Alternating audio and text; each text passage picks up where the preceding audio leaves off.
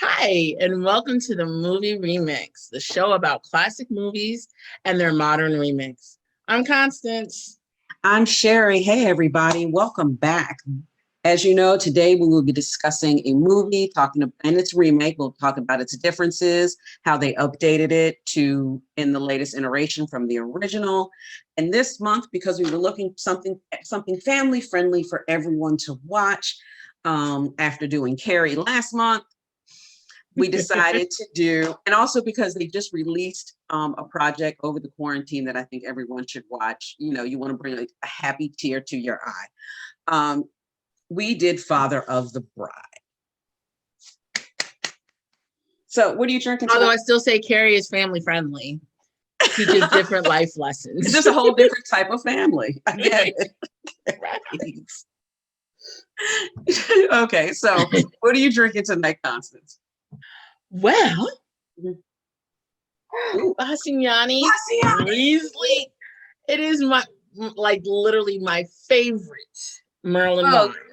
I feel bad now because I'm real basic right now. I just have me some Barefoot sparkling Moscato because it was there, and it's not basic. It is not basic. It's just that I happened to come upon my favorite bottle from the Maryland region. So yeah, I saved it for us tonight. Yes. So as we mentioned, we are doing Father of the Bride. Originally released in 1950, which was news to Constance. It was. Not even gonna lie. It's an American comedy film directed by Vincent Minnelli, father of Liza, about a man trying to cope with the preparation for his daughter's upcoming wedding. The film stars Spencer Tracy as Stanley Banks, Joan Bennett as his wife, Ellie Banks, Elizabeth Taylor as Kay Banks, our bride, Don Taylor as Bucky Dunstan.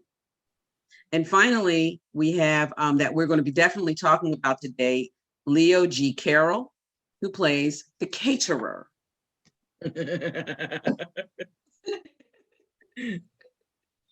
So for the 1991 release, and it's basically the same premise, we have Steve Martin, who plays the father, George Banks, Diane Keaton, who plays his wife, Kimberly Williams, who plays their daughter, and name change here.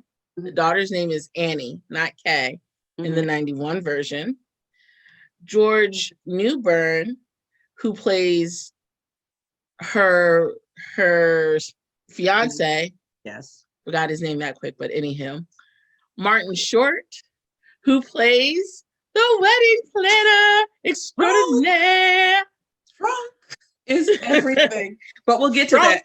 It's everything. Biddy Wong, who plays his assistant. And mind you, just a quick note for people, Biddy Wong is a regular, or was a regular, in Law and Order SVU. So just putting that out there for my SVU fans. Oh, and for my Gotham fans on Fox, he was on Fox. He was on that too. Biddy Wong works.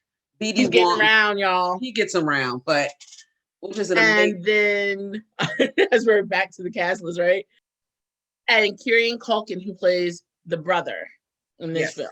Yes, who was about 8 or 9 at that point, and to see him now in the shows that he does, I think he's on Succession on HBO. So I have to really break down and just get HBO. Look, I'm just gonna have to do it. Have I watched the show? No. Do I know it exists?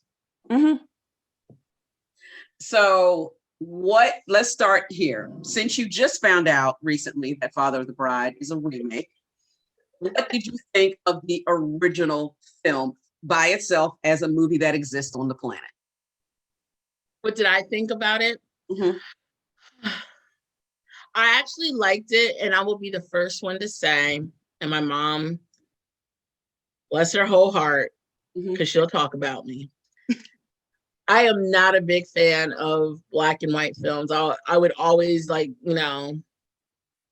just push off because it's black and white. I live in a world of color. I want to see color. So with that being said, I actually liked it. It was very dramatic. Like in terms of what we see now in films and things like that, they were like literally where you would think, okay, a little bit of drama. It was extra. Like it's literally everybody was right.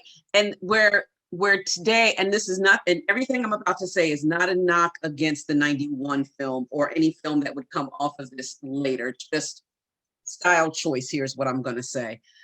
In the 1950, it was funny, but it was subdued funny. It was like subdued comedy. Yes.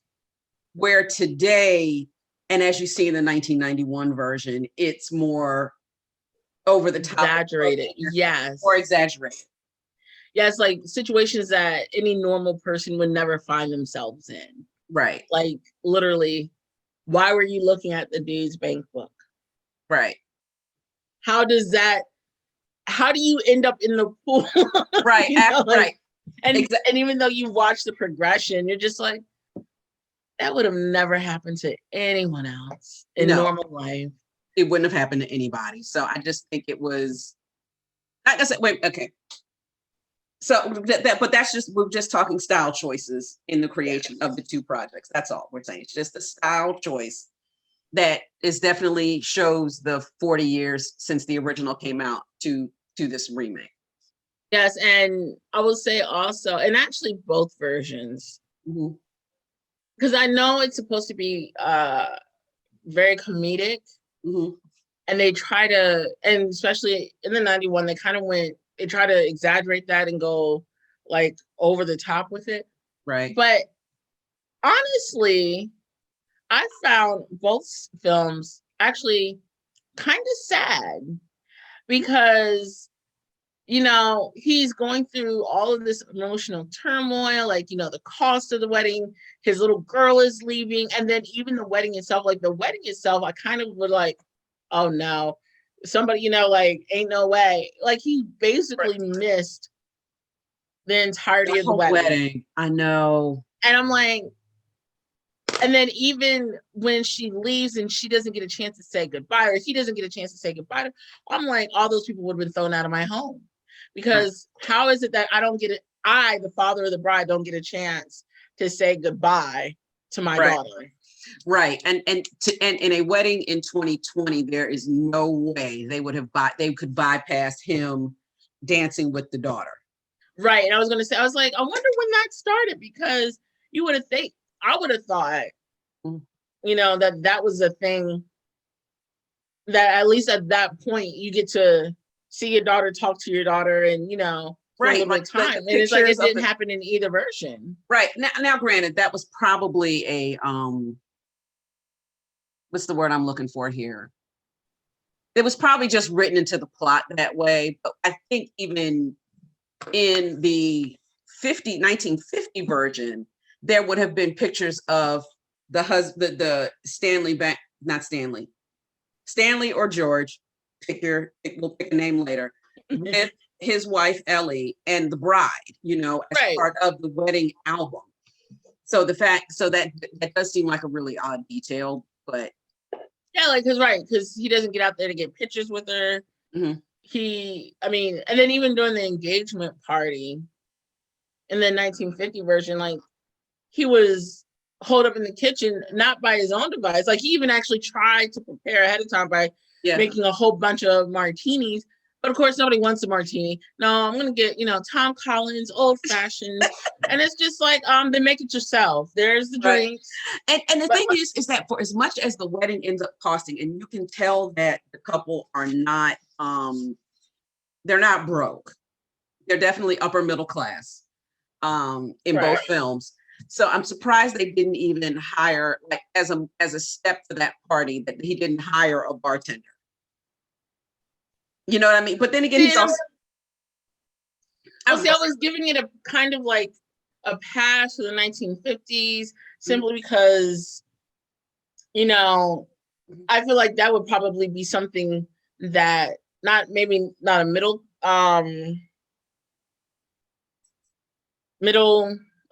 class family would do, but it's something that the upper crust would do.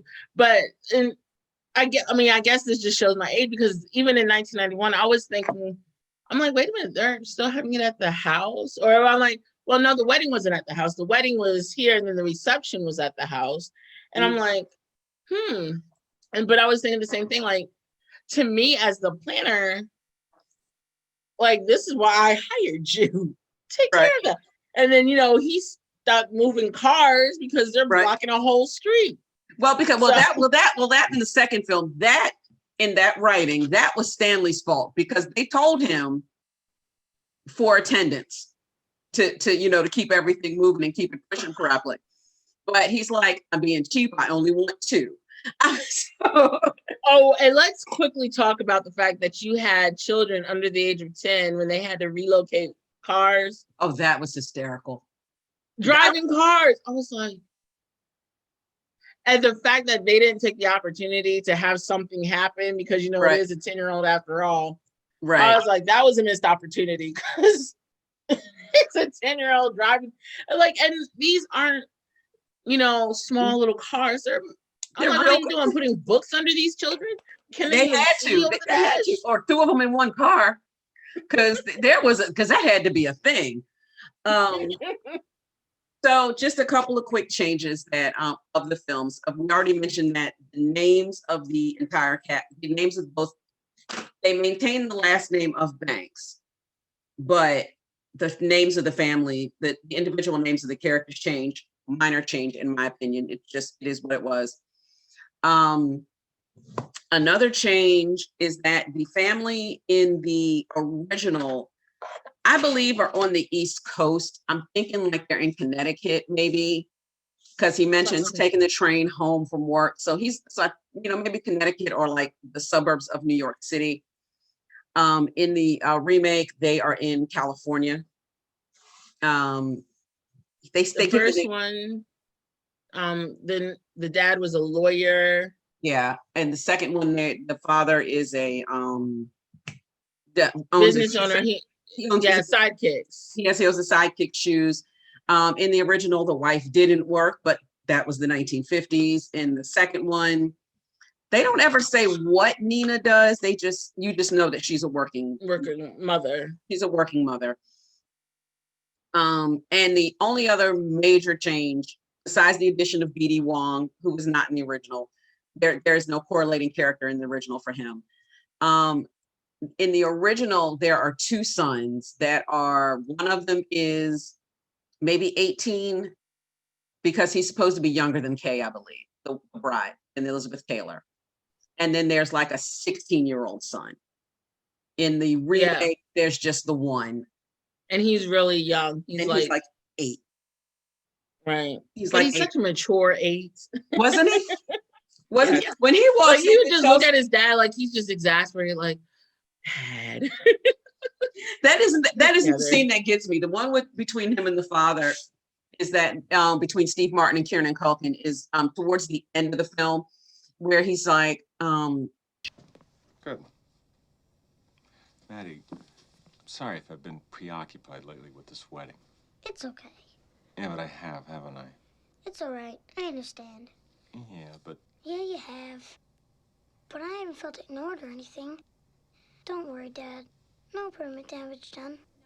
Oh, good. Right. No permanent damage done. That's like, okay. Like, I'll take that. Okay, that works. Keeps it going. But those are really the only changes. The wedding is still done at home. The wedding costs are still out of what the father thinks is a respectable amount of money. Right, exactly. And actually, for this one, for the first time, and I don't know if I'm gonna do this again in the future, but I did this time. So in the first film, the wedding planner, not the wedding planner, the secretary. Oh, the secretary. Okay. The secretary, when she hands over the list of people that are going to be at the wedding, and she says, yes, my accountant, who's married off 3 daughters, breaks down everybody into church units and reception units. And according to him, the reception should be $3.50 per person for everybody coming to the reception. In 2020, from 1950 to 2020, that comes up to $37.50. So to hear about it in today's money, it would be $37. Well, what did they say in the film? They said per head per person. In 91, it was costing him $250. Today, that would be $477.75 per person to attend that wedding at your house.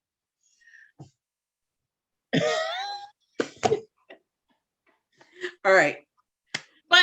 But see, the thing is, and you know, when I was watching this, and by today's standards, because I think I can't remember what they said the total cost of the wedding was. They never really say what the total cost of the wedding. Because I think I added it up per person, and it came out to like $143,000 or something like that. Correct. I'm like, in that time, that is crazy astronomical. Wait a second though. I found it on the website is called Mental Floss, and I will link to this article in the comments. And BeFrugal.com broke down the cost of the wedding at the Center of Father of the Bride, the 1991 version. And they're saying that wedding cost $249,323 total when you add in the cost of, they said that that's a house. I know, right? But they said actually at that time, that's probably a McMansion. You're right. It is a McMansion for 1991. But they said that part of that was, they said that because it has something to do with the cost of her dress. Oh.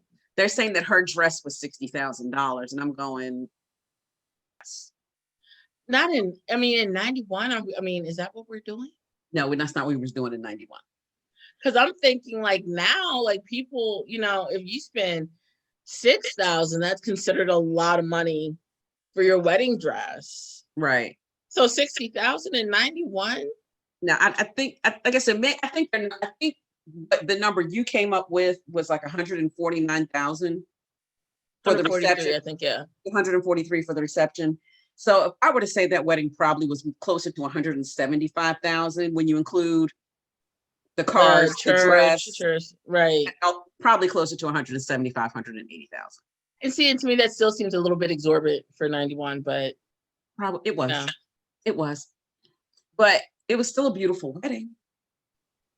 It needed to be. There were swans. Yeah, the swan. So, what did you think about Steve Martin doing a Spencer Tracy role? Like between the two of them doing that role? I'm gonna say, I think they did a good job with the casting of the remake for this movie, because Steve Martin, he does over the top comedy well. True. Like that's his niche. Mm-hmm. So I'm not mad at him as the dad in that. He's totally believable. I don't feel like he was trying. Like I felt like it was actually pretty natural. Yeah. In terms of, that's classic Steve Martin that I saw. So not mad at that. I like Diane Keaton as well, because she was just like, oh, come on. Yeah, like because the job of the wife in both films is to neutralize the father. And calm him down. Not neutralize, but calm him down. No, you said it right, neutralize. Yeah. Because literally, and especially in the second version, because in the first one, the caterer actually does the job as of the wedding planner. Right.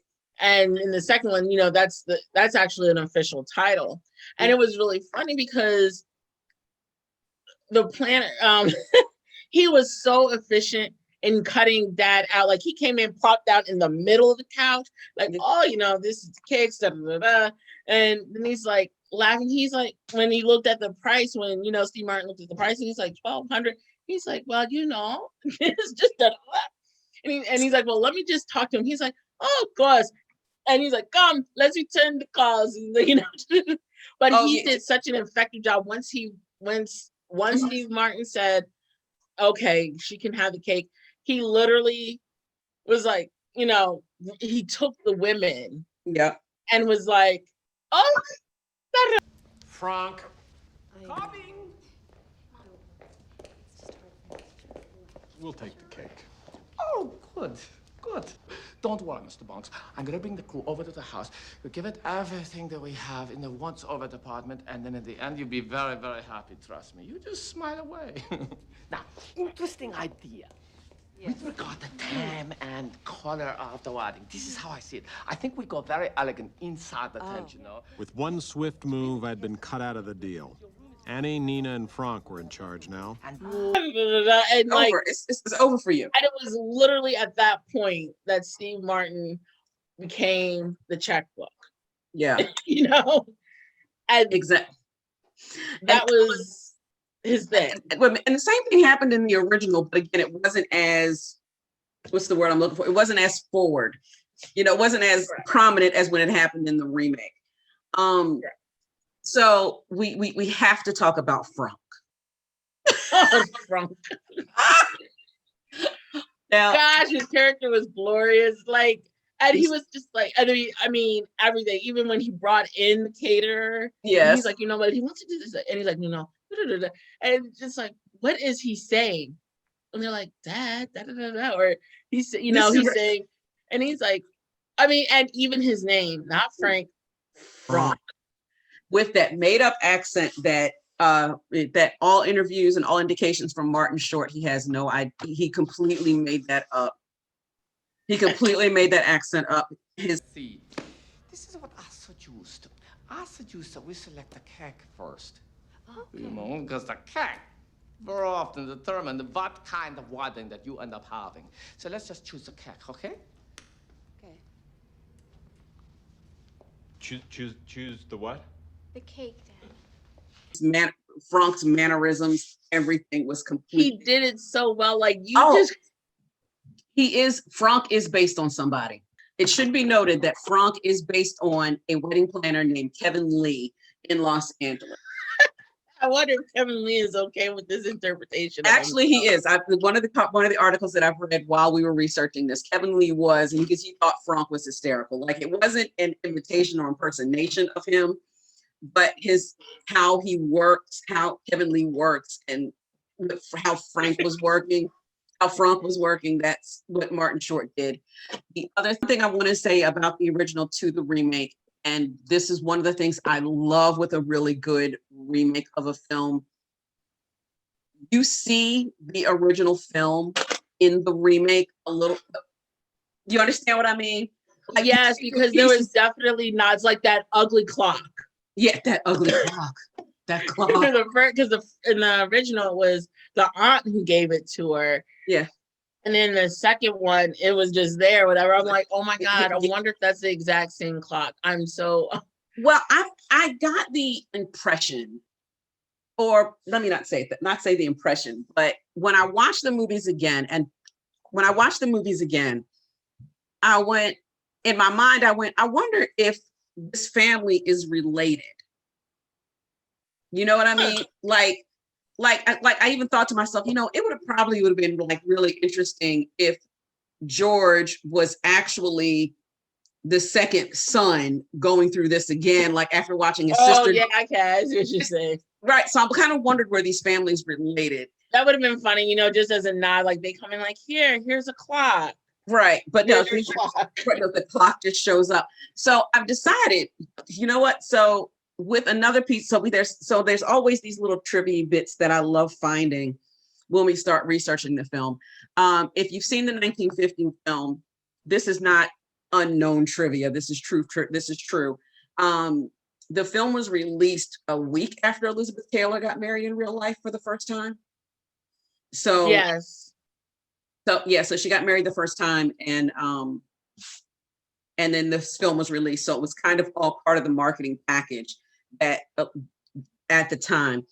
So I love the touches that they did there. The second thing is going back to my question is, are these families related? Is this like a nephew or something? Like, is George the nephew? Is that the older brother who was played by Tom Irish in the original film? does appear in the remake in the wedding reception portion of the film. And his name is Ben Banks in both films.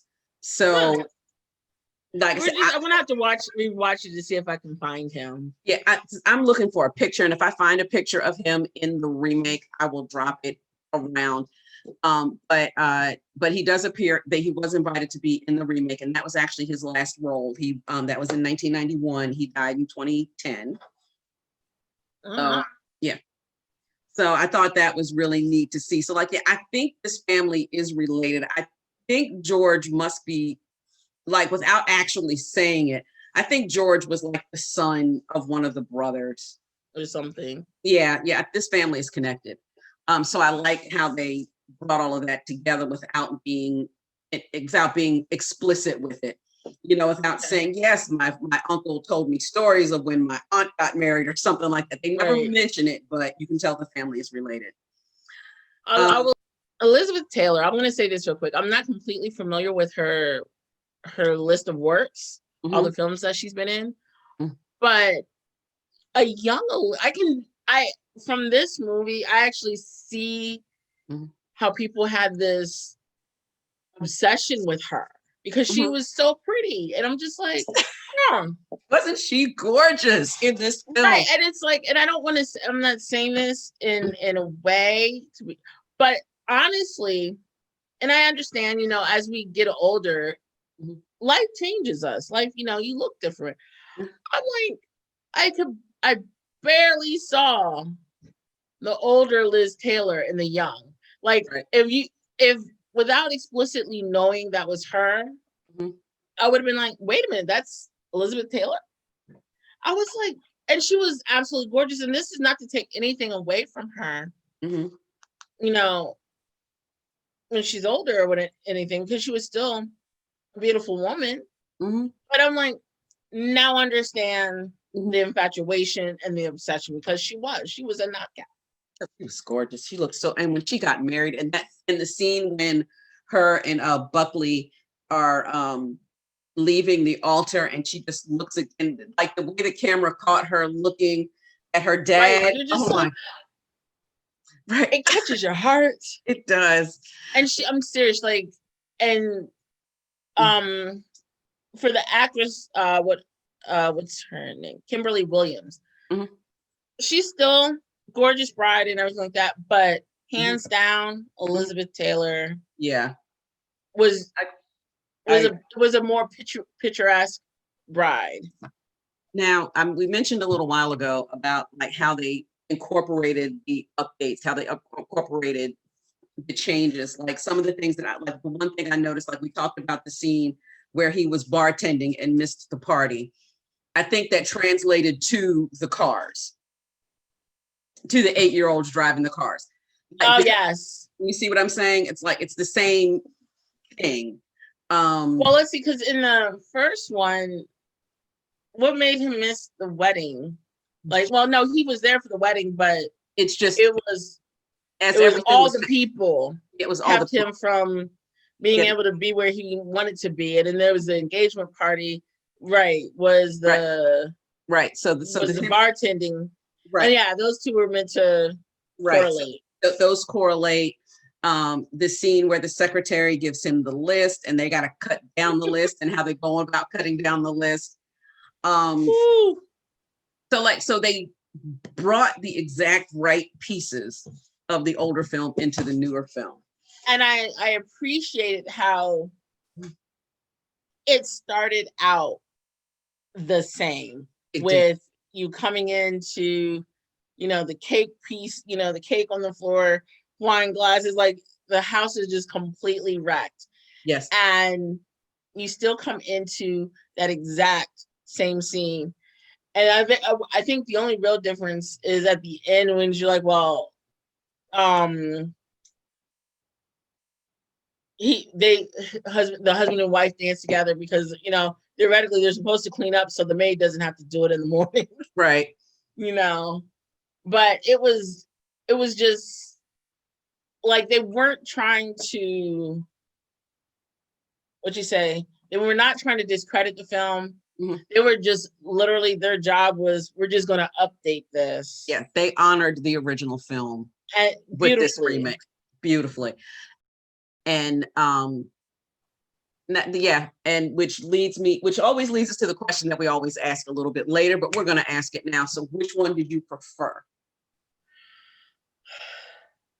I'm going to say I preferred the 1950s version. Oh, wow. Because and this is why I say this, because even though the 1950s version, they were very dramatic, like even the dinner scene where it's like, Daddy, why? Run out of the room, run, cry, cry, cry. And or the honeymoon where he wanted to go ice fishing and she's like, the honeymoon is off because he can't possibly love me if he thought that was a good idea. It was just like, really? But even for all the dramatics, that's actually what I really liked about it. Because yet again, I understand it's supposed to be a comedy, but I love that the drama that they all had with it. So, and then in the 1991 version, they kind of went really exaggerated with the comedy, like in terms of when Steve Martin and Diane Keaton go to visit the in-laws, and he is, in this palatial home.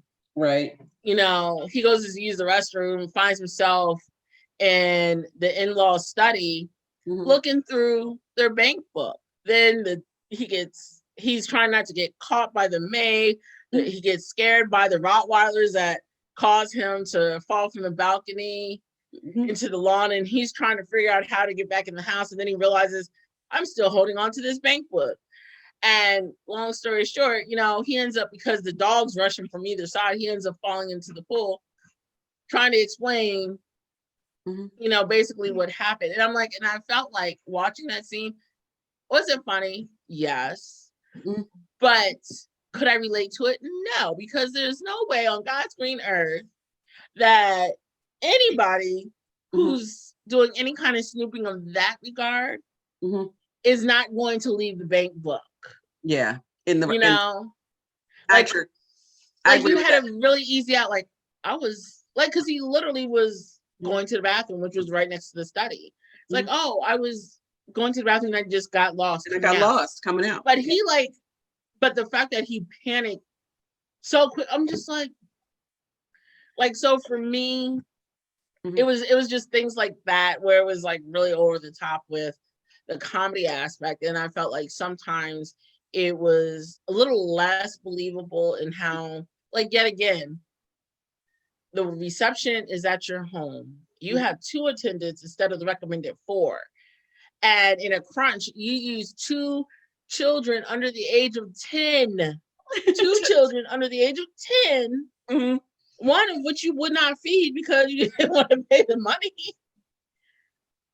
Right. To move the cars. No way, shape, or form is that a good idea. No adult would think that's a good idea. And so it's just things like that I found a little bit really over the top. And that's why the 1950s version, even though with all the dramatics, I can still see people being that extra today. Like, gosh, just, log on to your social media. All day. Well, all day. I like the 1950s version a little bit better. And this is not to say I didn't enjoy the 91, but the 1951, if I had to pick which one I want to watch again, it's going to be the 1950s. And I am going to say that I refuse to make a pick because I love you can't do that. I love both films. I always have. I knew Father of the Bride was a remake when it came out, the first one. It came out in 91 because I'd already seen the 1950. And even doing it, I could have done this show tonight. I could have did this recording tonight without ever watching the films again. As soon as we announced it, I could have sat down and did this because I loved both films so much. Oh, gee, thank you for allowing me the opportunity to watch the 1950s version. Appreciate that. Both films are of their time. They are. That they are a snapshot of the 1950s. They are a snapshot of 1991.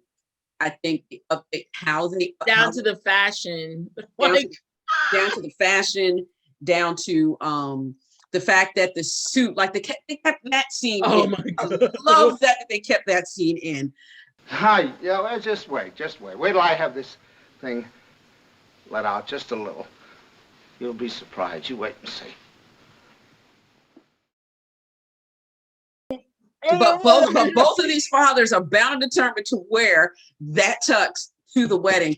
And when you look at in the 1950s version, what made it funny was that his tuxedo was still in fashion because it was a classic cut with tails tuxedo. So if he technically could have gotten into it, it would have worked. In the 1991 version, oh my God, that 70s tuxedo. With the frillies and everything, it was amazing. And they were both bound and determined to wear this tux. While they are trying on the tux, the wedding planner caterer shows up to start looking through the house to, figure out how they're going to discuss things. And they both go to open the back door and split the seam in the back of the tux. And I'm sorry, he should do better. In the 91 version, when he put that tux on, I was like, he's got to be kidding. You know what? But if you've lived with a frugal father, yeah, that's what they would try to do. So it was hysterical. I found both movies enjoyable to watch. I got a lot of good laughs the day that I watched both of them. So I really can't choose because I like them see, both. now I'm gonna say this, like, even though they were enjoyable to watch, it was still, yet again for me, there was a tinge of sadness because especially during the wedding, like, in both films, that is, he's literally, they've effectively neutralized him and turned this man into a wallet. Yeah. And then during the wedding, the fact that he can never connect with his daughter, to just say even goodbye to her because there's too many people in the way or there's all these other things going on. So he's never able to physically connect with his daughter to say goodbye. And I think that's so sad. I mean, granted, she calls before she leaves for her honeymoon, but it's not the same to, as hugging your daughter and kissing her goodbye and telling her that you love her and wishing her well. Right. And I felt like, especially, I think the part that caught me was when he was giving her away at the altar, walking her down the aisle. The fact that she was calm, and they make note of that she's so calm, and she's like, wait now. Exactly. Both of those brides was ready. They was ready for that walk. And he was just like, that's my little girl. And it's like, not anymore. I'm like, I felt the sadness for him there. Yeah. I was like, oh. So let's talk about the reception of the films, because we do talk about this always. The film, in 1950, the film premiered on May 18th, 1950 at Radio City Music Hall in New York. The premiere, Father of the Bride, took place 2 days after Elizabeth Taylor's real-life first marriage to Nicky Hilton, an event that MGM exploited in its publicity campaign for the picture. Helen Rose, who designed Taylor's gown for the film, also designed her gown for the wedding to Nicky Hilton. And of course, Taylor went on to marry 7 more times. The film was one of the top, right? The film was one of the top grossing films of that year, earning $4,036,000 in United States and Canada, and another $2,048,000 overseas, making MGM's profit just under $3 million. It did so well that MGM registered the title Now I'm a Grandfather and negotiated the rights for the sequel with Streeter. And we should mention this, that the book, there is a book called Father of the Bride released in 1949 that these movies are based on. Yes. Yes. And part 2, the other thing I do want to say, there is a second film in both series. In the original set of movies, the second book is called Father's Little Dividend. and it's the same cast. Elizabeth Taylor is now pregnant and having a baby. And how does Daddy deal with my little girl is now having a baby? And in the 1991 film, the subsequent film is called Father of the Bride. Father of the Bride 2. It's called Father of the Bride Part 2. So we're not discussing those remakes. We're just letting you know that they are out there. Okay. So in the 1991, the film opened to generally favorable reviews.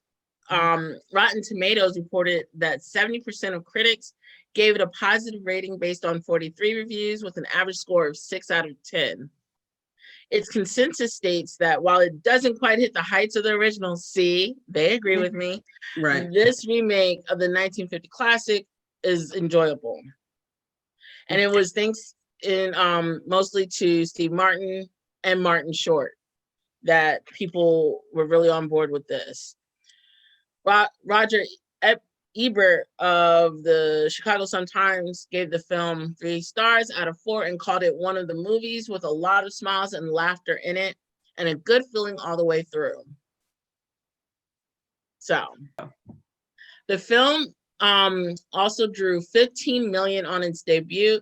It grossed $89.3 million in the US and Canada and $40 million internationally, for a worldwide gross of $129 million. And Father of the Bride, the Steve Martin version, you can catch on TBS at least 3 times a year because they are always showing it. Yes. They are always showing it. But of course, they were not conveniently showing it when I was trying to find it. Right. Right. I found the original, actually, and I will make this note about HBO Max.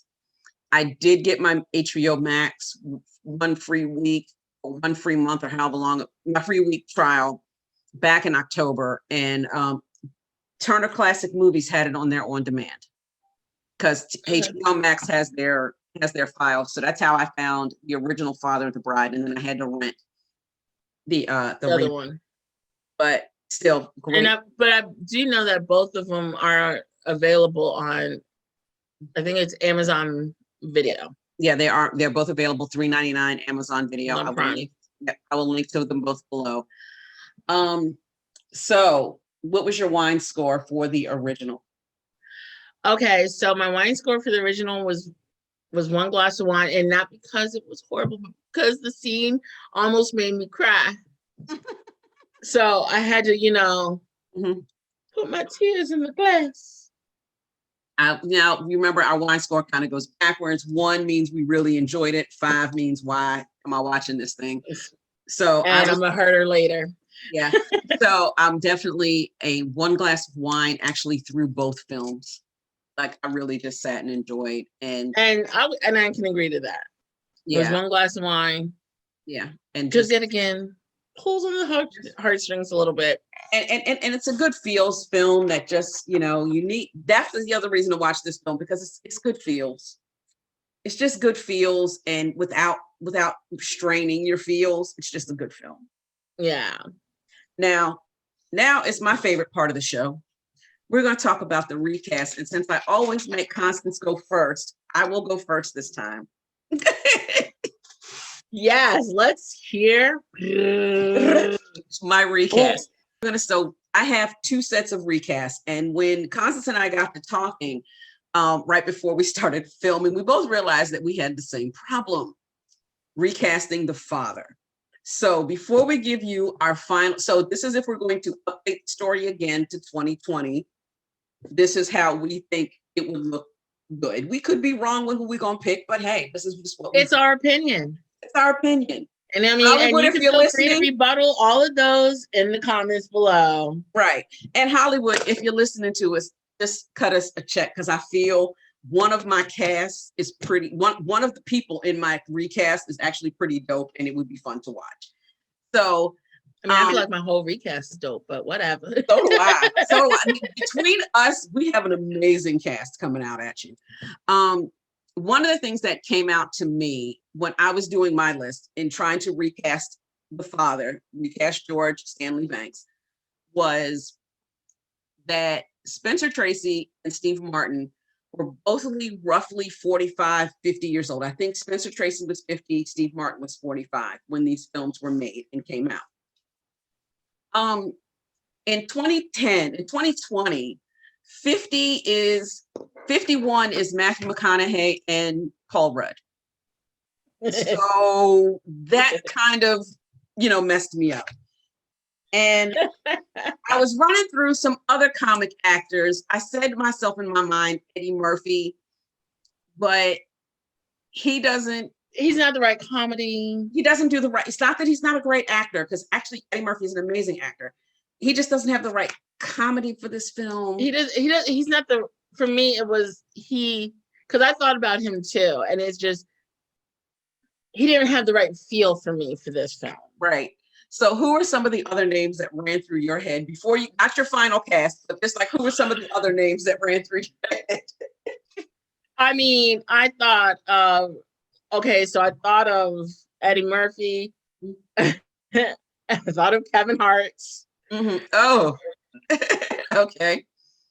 I thought of Martin Lawrence.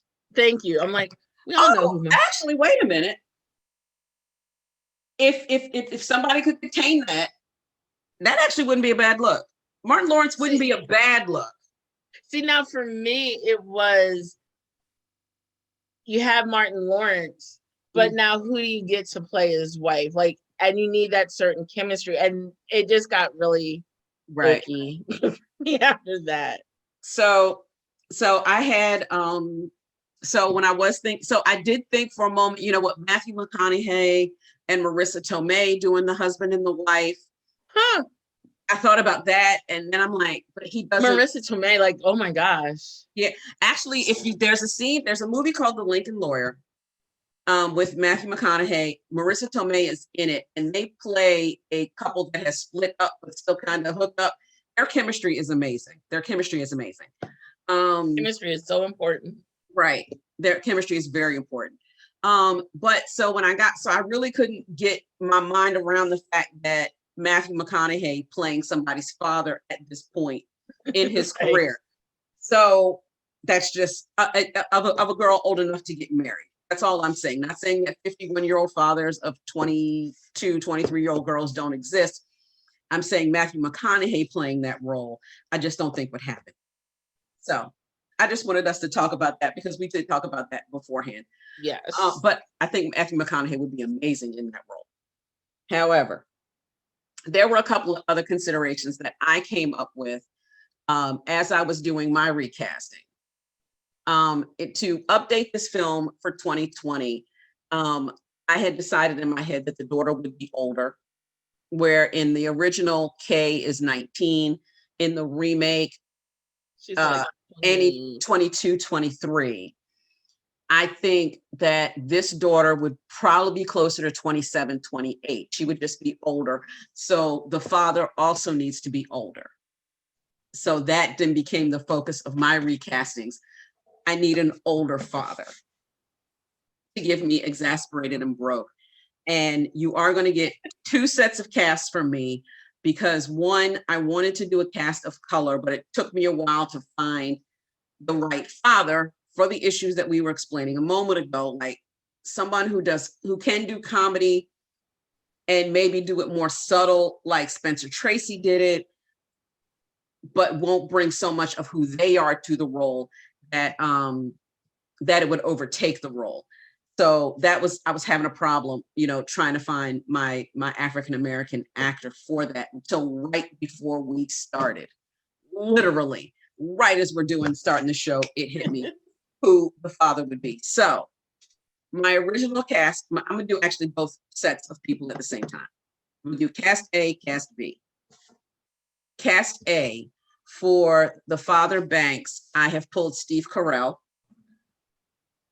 In cast B, I have pulled Juan Carlo Esposito because I think he would be amazing from Breaking Bad. I think he would be amazing in this.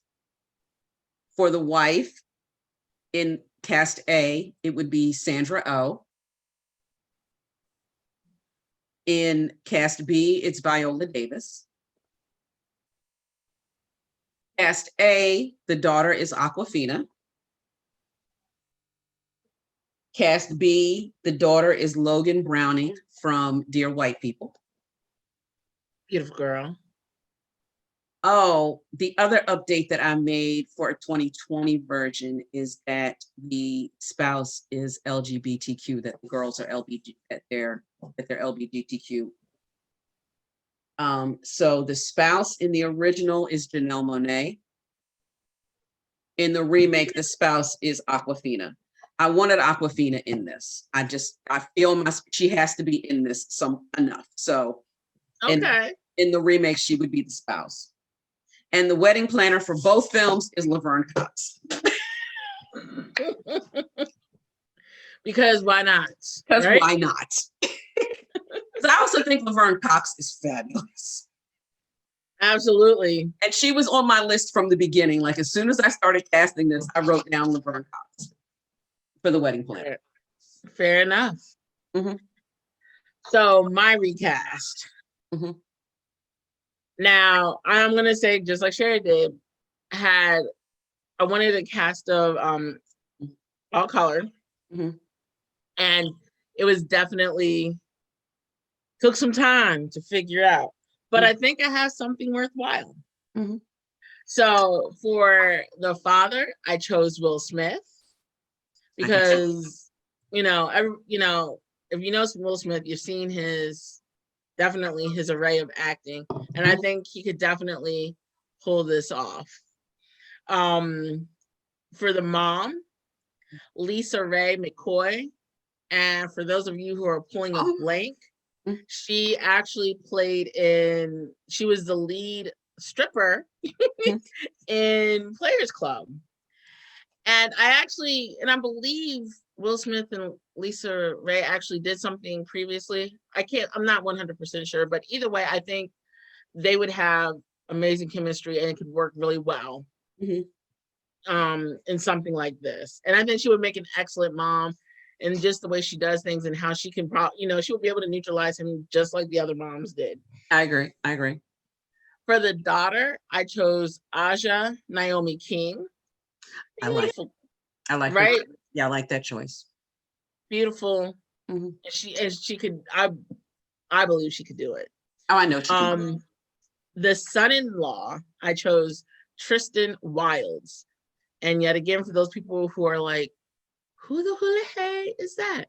He actually played in The Wire as the young boy that he didn't get into the drugs or whatever. He started street fighting, or he was in the boxing, and then he basically became the muscle for one of the drug gangs.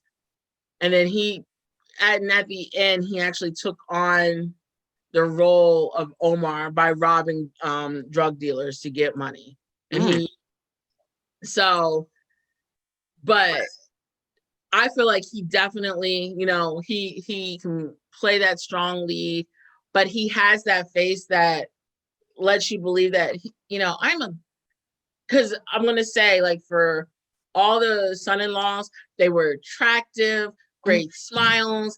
And they were good guys. Both of them were good guys. And I feel like, even though, people like see The Wire, be like, really?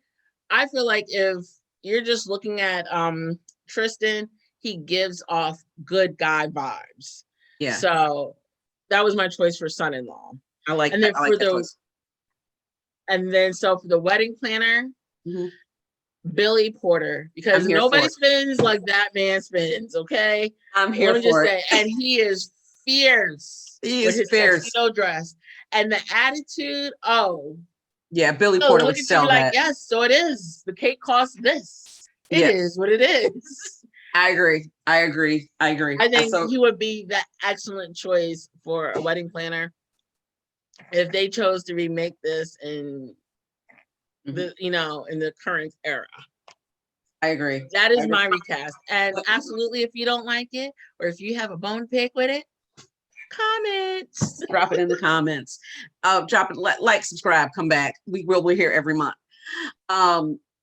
So our final question that we ask each other in this moment is, do you think they should remake it again?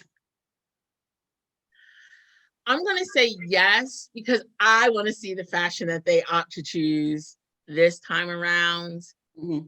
And yes, I'm not going to lie, the fashion, because I'm like, I like to see what, the wedding dress of the 1950s was, 1990s. It would be cute to see what the wedding dress that they pull for the 2020s, and that ugly clock. I just want to see if that ugly clock The ugly makes a clock has reappearance. to stay. The ugly clock has to come back. I think I agree, because as I said earlier in our discussion, those films are a snapshot of 1950s upper middle class. The 91 is upper middle class 91. I would love to see another version of this film in the 2020s. Right, and there's definitely the room for the update, like, because I like the twist that you chose with the LGBT portion of that. Like, so there's definitely room for an update where it doesn't have to be the exact same thing that we saw in 1991. No, and I want to make this perfectly clear. The in the LGBTQ update, it's not a point of friction or anything. It's just, it's just as if she was bringing home another husband. That's just that's just what's happening. So it's not meant to be a bone of contention. It's just, okay, my daughter's getting married still, and I'm still losing my little girl to another family. Right. So, because it's the point that your kid is growing up. Yeah. And taking this next step in life. Yeah. So I think there is an amazing film between what we just said. I think there's an awesome film. And Hollywood, if you're listening to it, just, call me, email us at the Movie Remix. We will tell you where to cut the check. And we're all about the check. Make sure you cut my money. So we will be back. Oh, our next Our next film is a Christmas film, honey. It is. Did we actually decide? I know it was between Miracle on 34th or the Christmas Carol. Or the Christmas Carol. Now, I will say that the good thing about Miracle on 34th Street, there are two distinct films. A Christmas Carol, they make one every year. So the Christmas Carol would be its own series. Really? Is that many? They remake A Christmas Carol almost every 2 years. Okay. And so Miracle on 34th Street. Miracle on 34th Street. And then so that you can be one step ahead of us on what we're also watching. In January, we will be watching The Parent Trap. For January, it will be The Parent Trap. Some other films we have coming up in the near future: Ocean's 11, The Thomas Crown Affair. So we have a whole lot. If you have any suggestions of some films that we should watch, please feel free to drop them in the comments. Again, thank you for joining us here on the Movie Remix. I'm Sherry. I'm Constance. And we will see you next month. Au revoir. Au revoir. And